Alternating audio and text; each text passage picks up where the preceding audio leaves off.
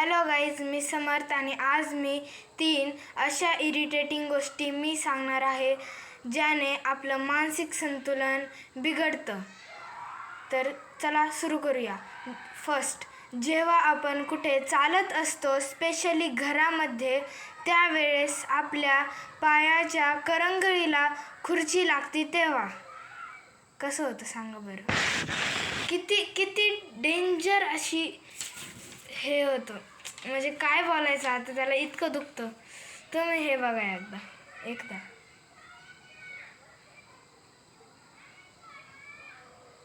जरा ऑब्झर्व करा या फिगरला. चला तर पुढं जाऊया सेकंड नंबरला. तर दुसरं, ज्या वेळेस कुठे गर्दीत असतो आपण, तेव्हा कोणी येऊन चुकून आपल्या पायावरती पाय दिल्यावरती काय होतं ना, ते फक्त आपल्यालाच माहीत असतं बरं का. खरं सांगतो, म्हणजे त्यावेळेस पण इतका राग येतो ना त्या दुसऱ्या व्यक्तीचा की त्याला काही बोलू पण शकत नाही. त्याच्याकडून चुकून होतं ना ते, आपण काही करू पण नाही शकत. त्या चुकूनला मारलं तर पण नाही, जाऊ द्या.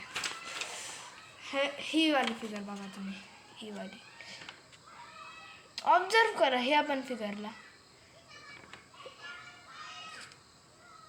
हा वाला व्यक्ती म्हणतोय की सॉरी. आपण ह्याला कसं सांगायचं की काय सॉरी नाही, काय नाही होत. आपल्या पायावरती पाय देऊन गेलाय, मी पण करतोय इथं, नंतर इट्स ओके म्हणावं लागते. काय करणार, असे माणसंच येतं. चला पुढं जाऊया आपण.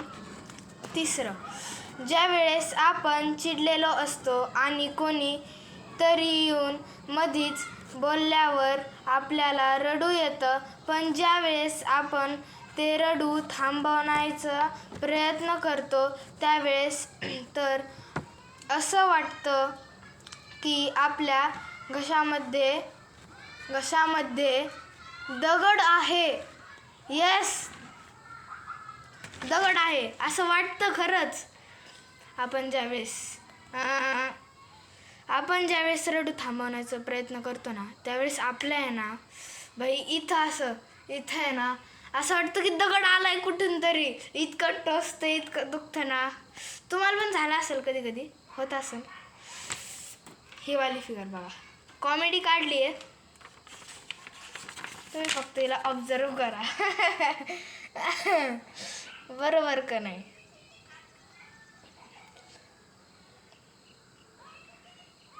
हे बघा, हा तो दगड घशातला आपल्या, आणि हा ह्युमन आपल्या घशात असं दगड अडकल्यासारखं होतं. ह्याचे डोळे पण बघा ना कसे केले. तर ह्याला रडू थांबायचे, पण समजून घ्या तुम्ही.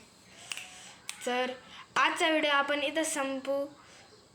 जय हनुमान, जय श्रीराम, श्री स्वामी समर्थ, जय हिंद, जय भारत. बाय, भेटू नेक्स्ट व्हिडिओमध्ये. थँक्यू.